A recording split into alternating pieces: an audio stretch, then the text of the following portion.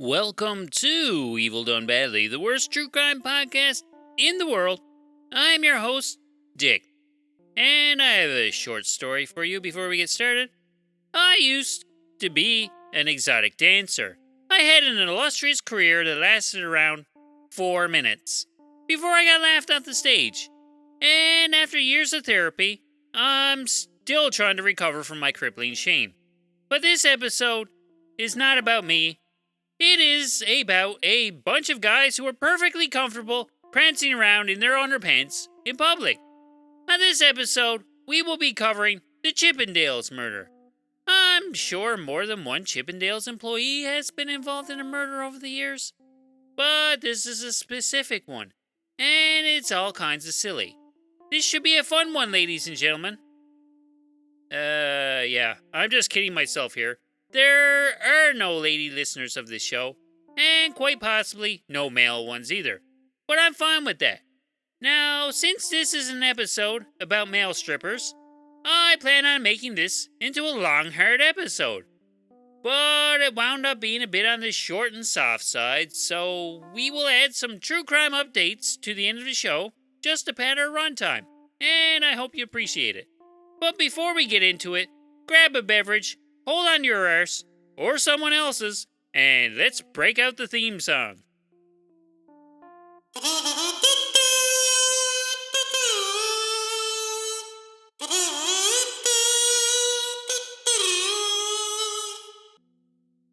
This episode of Evil Done Badly is brought to you by U-Haul.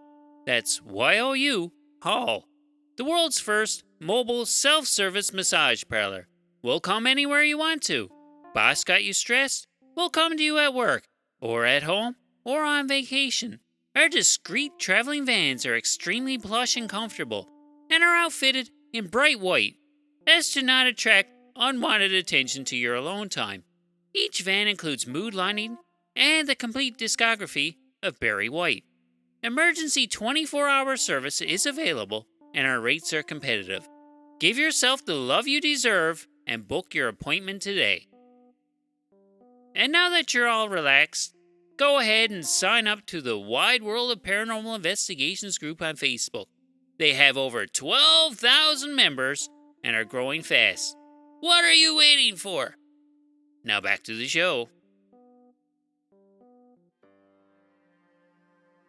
In 1975, dumpy Indian immigrant Steve Banerjee bought a failing nightclub in Los Angeles. Now, I'm going to be honest here. If you had asked me who I thought started Chippendales, I would not have pictured this guy. I figured it would have been more like Vince McMahon with a mullet. Anybody who starts anything, well, I just assume they look like Vince McMahon. And occasionally Dana White. But this guy looks about as far from Vince McMahon or Dana White as you can get. Anyway, this guy decided that there wasn't enough places, or any places for that matter, where you could watch muscular men wiggling their tight arses around on stage. So he saw a market and an opening. And he went for it. He's probably the type of guy who would enjoy all the male wiggling arses, but that's not important. So in 1979, he began hosting male exotic dancer nights for women. And most likely for him too. And he changed the name of the club to Chippendales. I assume the name is inspired by the squirrels Chip and Dale from Disney's Rescue Rangers. I mean, it only makes sense. They are some very sexy rodents. Oh, we got to edit here. The name Chippendales is actually named after some kind of classy furniture that they had kicking around the club. I'm guessing this furniture was made out of wood. So in which case that kind of makes the name kind of weirdly appropriate in a obtuse sort of way, but it's, obviously it's not that obvious. Moving on! Since Chippendales is still a thing today and is quite popular, it's easy to say that this male exotic dance troupe wound up being somewhat successful. It was pretty much an instant hit in 1979, and the ladies lined up down the block to get in. It was so successful that Banerjee opened 3 more locations across the US and took his finely cleft buff guys on tour across the country. Things were going well, and Banerjee here is sitting pretty on his dumpy ass and raking in the cash and surrounded by hot, shiny, shirtless men. Of course, if you do anything well, you're inevitably going to attract slimy cunts who want to steal your thunder and weasel their way into your business. Someone is definitely watching all this and saying, "Hey, I want to have piles of money and shirtless men all around me too. I'm getting in on that." So a few imitators started to spring up, and Banerjee didn't take the competition very gracefully. So he decided to fix their wagons and fuck their shit up. Banerjee had an associate named Ray Colin. Ray Colin, oh my god, what a crappy name. This guy must have had a fast-acting rectum. But his small intestine is not important here. The important thing here is that Ray Colin is very loyal to Banerjee and would do anything for him. Well, at least he's loyal when Banerjee slaps down a big stack of bills in front of him. So in 1979, Colin here pockets the cash with instructions to go burn down a popular knockoff club of male strippers called Moody's Disco. It didn't quite go as planned and only caused minor superfluous damages. And soon enough, the scantily clad men were back on stage shaking their round little apple bottoms. Now, Banerjee was not happy about this result, and it didn't stop him from attempting the same stunt 5 years later at a restaurant called Red Onion. It was also successful at parlaying naked men into big profits, and Banerjee did not like that. So, Banerjee hires some other lowlife to go out and burn it down. Presumably, it wasn't this Colin fella again because he sucks at burning down things. Whoever this next guy was, he fared no better as the club remained standing after sustaining only minor damages. While the whole arson experiment was less than successful, it was apparent that sabotaging his male stripper competition was going to be a bit of a slog. So he took a big chance and began the process of actually working to improve his own product instead of worrying about what these other fuckers were doing. So around 1983, he hires a producer and choreographer to take the ass-shaking up a notch. Enter Nick DeNoia. He was an Emmy Award-winning screenwriter of a children's television show called Unicorn Tales. There's 8 parts to this show, and I've never seen it, but it sounds pretty epic. If you make a show called Unicorn Tales, the next logical career step is obviously going to have something to do with male strippers. And hey, what do you know? Along comes Steve Banerjee with his stable of dancers and asks him to develop new fancy routines for him. Wow, jackpot! Nick here knows a little about getting these ripped dudes wiggling, and his contribution to the routines helps Chippendales become an even bigger success than it already was. And at one point, Nick was so involved, he became known as Mr. Chippendale. You can see where this is going. And he turned out to be the charismatic leader of Chippendales that Banerjee totally was not. Nick was the new face of the brand and was invited to be on various talk shows such as like Donahue and that sort of thing. Nick was now a bona fide pseudo-celebrity and was more or less considered the founder of the show. Naturally, the original founder of the show, Banerjee, didn't like to be relegated to second in command of his own company, and the tension between the two started to mount. Their relationship became more and more uncomfortable, and after a few years of having his dumpy toes stepped on by Nick DeNoia, Banerjee wanted to sit down and hammer out a deal that could benefit both of them. So in 1984, they strike a deal and it becomes official when they write the terms of it on an actual dinner napkin. So it's not overly professional, but at the time, it works.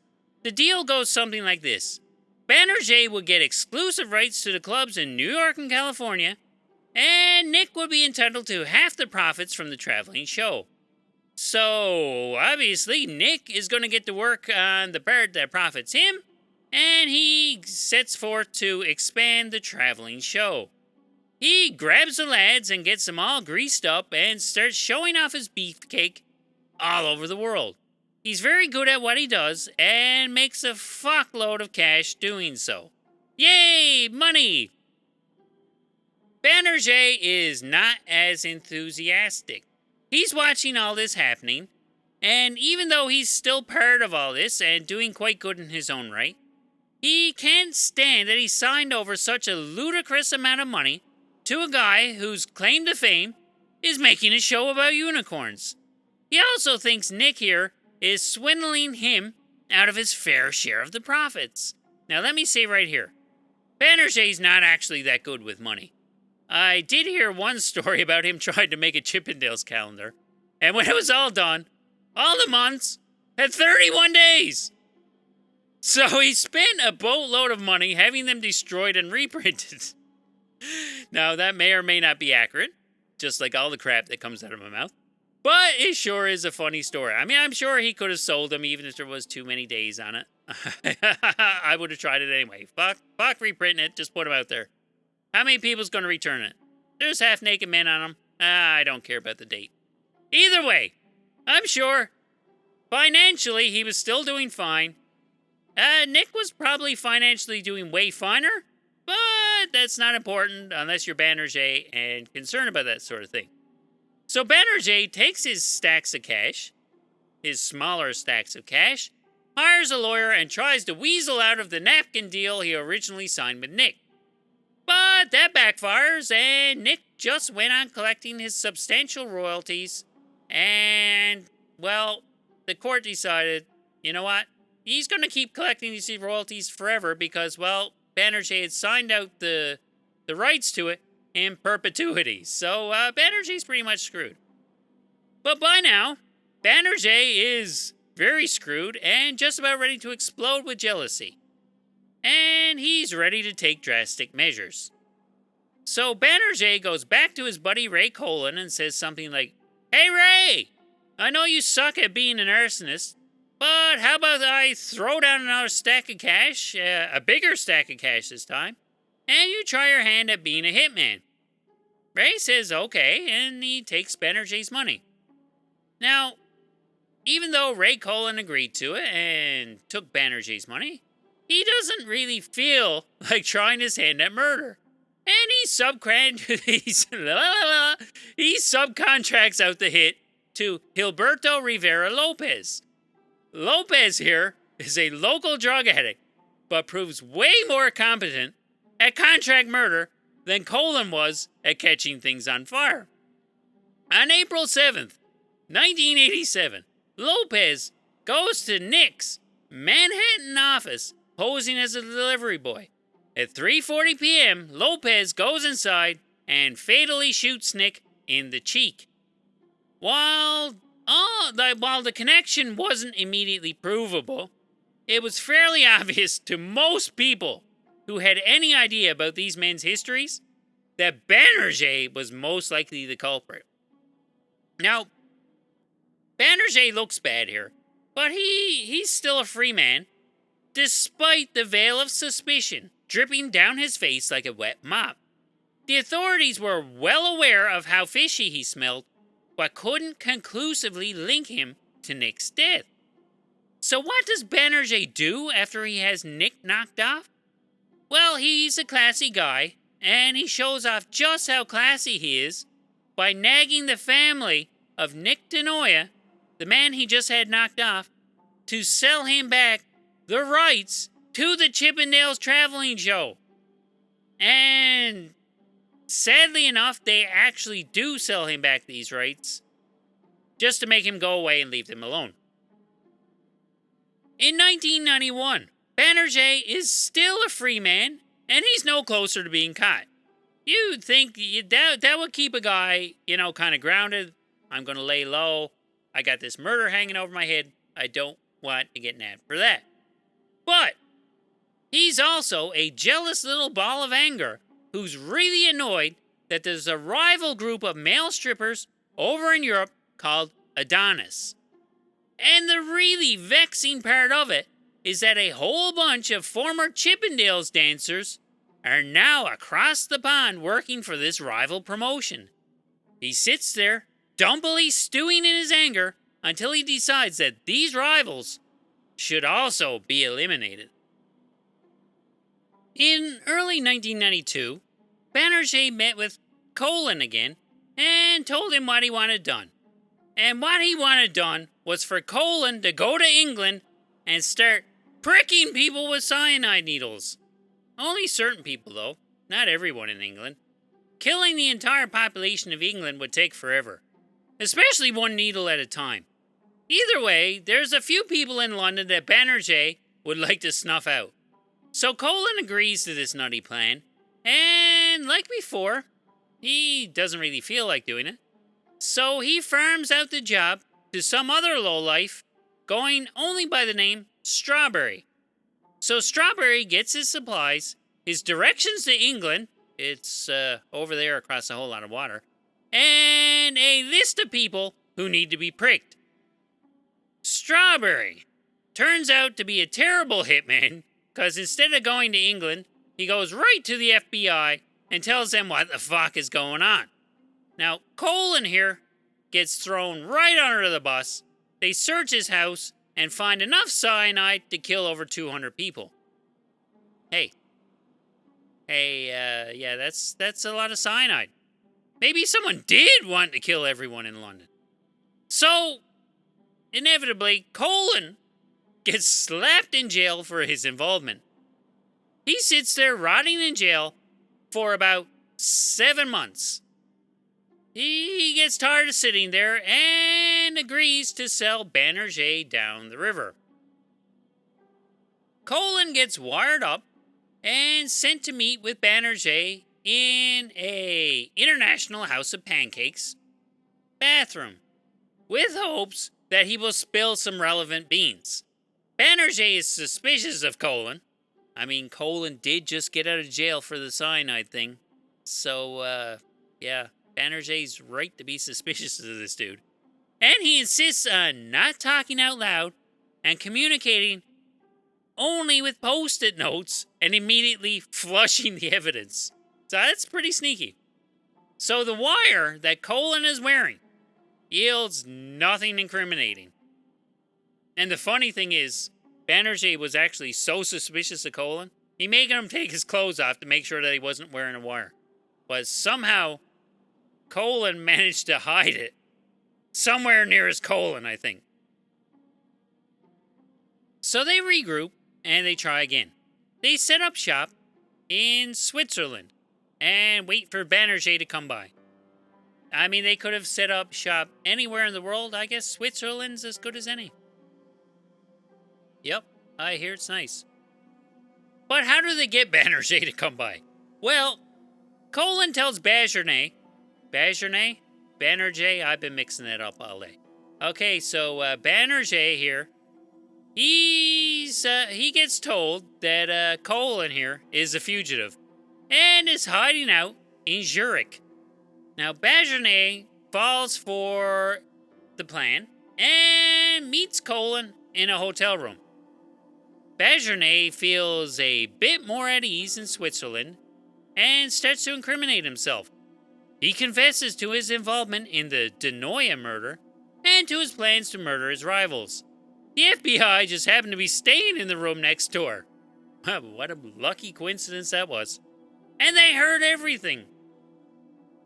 Banerjee is arrested in 1993 and charged with a whole bunch of different crimes, including murder, conspiring to commit murder, arson, and some organized crime-related charges.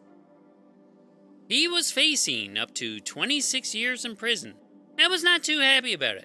He was so disgruntled with it, he killed himself in his jail cell on the day before his sentencing hearing in October of 1994. Or at least that's the story.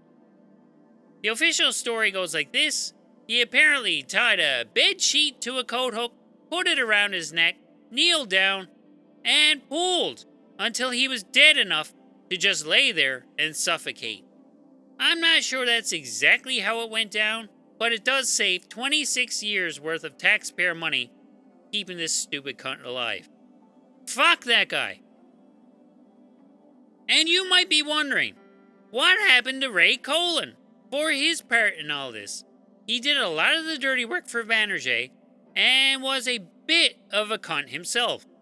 He got a great deal from the FBI, and when he sold out Banerjee, he got let out 2 years later in 1996. He's managed to keep a low profile ever since. Now, that was 30 years ago, so he's probably dead by now. Or he's living his best life, one or the other. But either way, he managed to distance himself from all the Chippendales nonsense. Now, the Lopez guy who actually killed Denoya wound up doing 25 years for first-degree murder. He's probably dead now, too. And there ends the story of the Chippendale murder. No semi-naked men were harmed in the making of this episode. And now, it's time for a couple of updates. Update number 1. Leslie Van Houten was a member of Charles Manson's family and took part in the 1969 killing of Leno and Rosemary LaBianca. She was an active participant in the killings and was 19 years old when it happened. She left prison last Tuesday after spending 53 years incarcerated in California. Now, she was actually free to go, according to some people, in 2016, but that all got vetoed and that, and I guess they couldn't veto it anymore because whatever people were all worked up one way or the other, and they finally got around to letting her out 7 years later for a total of 53 years in prison, and now she's a free woman. People are obviously pretty divided on how they feel about that. All I'm going to say on it is that lots of people are way more cuntish than she is, and they get out of prison way quicker than in 53 years. Hell, the dude in the Chippendales story was only facing up to 26 years. And arguably, he's a way worse slimeball than she is. Update number 2. Disgraced Olympic doctor Larry Nassar, who is believed to have molested or abused over 500 female athletes during his 18-year stint as team doctor for the U.S. women's national gymnastics team, was attacked in prison for the second time on July 9th. He was stabbed 10 times and unfortunately is currently in stable condition. Apparently, he made some lewd comments about the female players at the Wimbledon tennis tournament, and it reminded his prison mates of what a total piece of shit he is. He is currently serving about a gazillion-year life sentence for offenses ranging from child sexual material to molestation to sexual assault. With any luck, the third attack on this fuckhead will be successful. What a cunt. And there you have it. Another crappy episode of the worst true crime podcast ever. Evil Done Badly is over and done with. If you would like to reach out and suggest future episode topics, we can be reached on Twitter or Instagram at Evil Done Badly, or by email at evildonebadly@gmail.com. And if you would like to support the show, you can check out the Evil Done Badly True Crime Compendium Volume 1 book over on Amazon. It's available for free on Kindle Unlimited, or available to purchase as an ebook or paperback. So thanks for listening. My name is Dick, and I hope to see you next time. But I have just a word of warning for the couple of you who've actually made it this far. There may not be any sensible episodes for a couple of weeks. We are going on vacation here and may not get around to slapping out our usual high-quality episodes. We will try and post a couple of shitty bonus episodes in the meantime, but we'll see how it goes. Thanks again. Bye bye.